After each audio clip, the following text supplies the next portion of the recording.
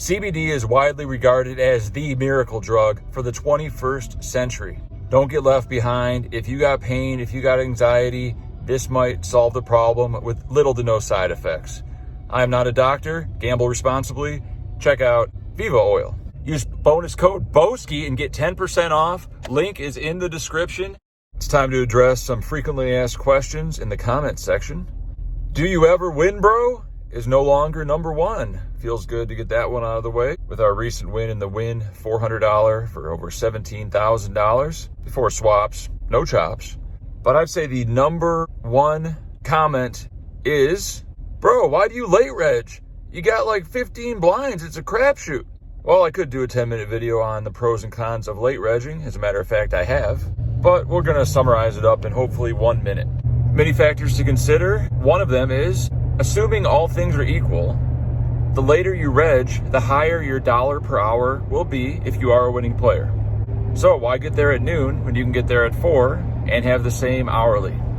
Unless you specifically just love playing poker or you're eager to get to the tournament at noon, then it's probably not beneficial for you to inconvenience your normal life, whether your sleep schedule, eating patterns, what have you, just to get there on time. A counter to this argument is if you have a big edge on the field, every hand you get dealt, it should return something, whether it's your $20 an hour or $5 an hour return, it's something. So you should be there at noon to realize your edge on every single hand and get reads on your opponents. A reason for not regging on time is maybe you're not good deep stacked. Maybe you're not a good cash game player. You don't want to play with 100 blinds, but your push fold game with 20 blinds or less is pristine. World-class push fold player, horrible deep stack player, there's a good reason to max late reg. But the ultimate answer to the question for me is, my sleep schedule is so messed up right now, I'd be sacrificing a lot of sleep and inconveniencing my daily routine to get there at noon. I go with my natural life rhythm, which is to get there when I'm ready. You know, I'm a busy guy, believe it or not. I don't show you everything I do in my life, but I show you a lot of the interesting things. Some high stakes pros have done studies to figure out what your actual EV is based upon a tournament structure when it comes to late regging at different points compared to regging on time. And it turns out it might even be advantageous for you to max late reg with 10 or 15 blinds, as long as you play a good short stack game. You can enter the field with over half the people gone. You're closer to the money. You can find good pre-flop squeeze situations that are very profitable. And of course, your hourly rate will go up because you're there less hours. And when you do get to that midnight final table bubble, you'll be 4 hours sharper than the guy next to you that registered at noon. I could go on and on and on. Many variables to consider. How to prove which one is the best for you, that's the guesswork. So, good luck. Don't ask me why I'm late regging. It's because I'm getting here when it's convenient. The Wynn, $400 40K, a one-day event, 30-minute levels, 20,000 chips. The Signature Series is winding down, only a few events left. Let's seize the moment. Let's not squander this opportunity for another Wynn trophy. Let's get it. And we have arrived at the Wynn/Encore Casino. The Wynn Poker Room, officially $400 40K. Let's find that zone, let's stay in the zone, and let's run well.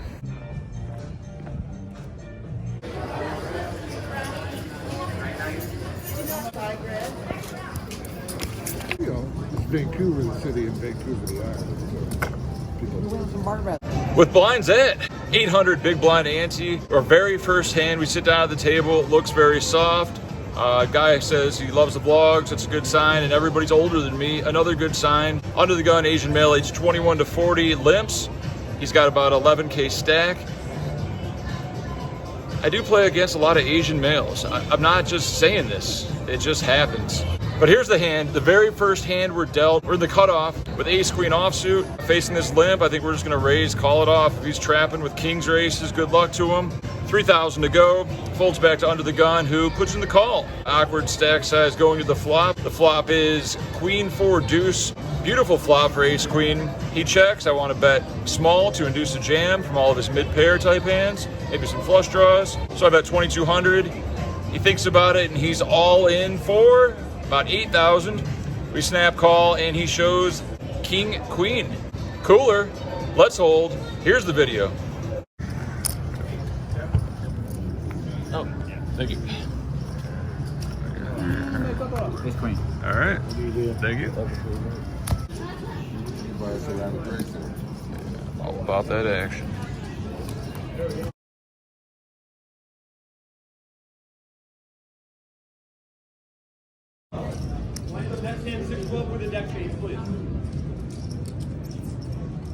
With a 1,000 big blind ante, middle position, 60-year-old Caucasian male puts in the limp.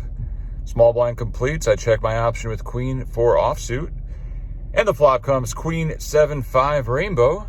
Small blind checks, and we could lead out here to deny some equity. Top pair should be good. But this time we decide to check and under-rep our hand. The limper bets 2,000. Small blind folds, and it's a pretty straightforward call here. He could just be stabbing, thinking that the blinds don't have much on this board. The turn's a 9. 6-8 gets there. Don't think he's open limping 6-8 too often. So our queen should still be good unless we're out kicked.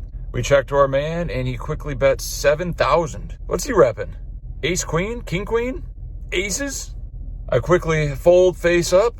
We ask to see the bluff, and he shows us pocket aces. Dodged a bullet there, really in the zone. Table draw is great. Let's find some good spots. Let's run good.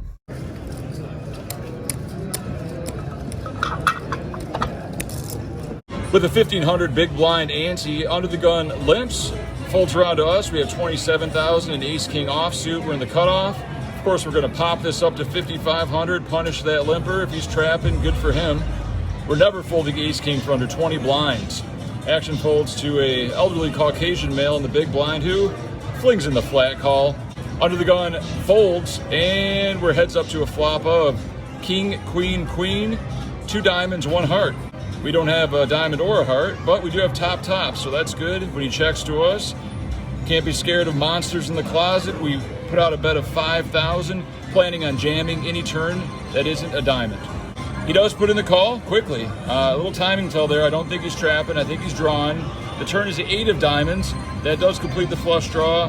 He checks, and not much reason to bet here. He's not going to fold the queen. We're not going to bluff him off that. He's definitely not folding the flush. So we check behind for a little pot control. River is a 7, a brick.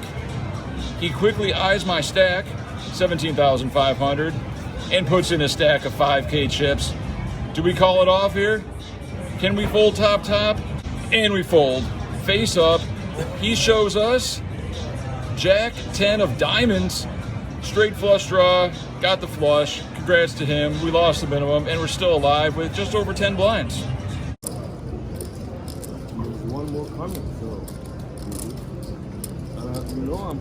A few hands later with a 1,500 big blind ante.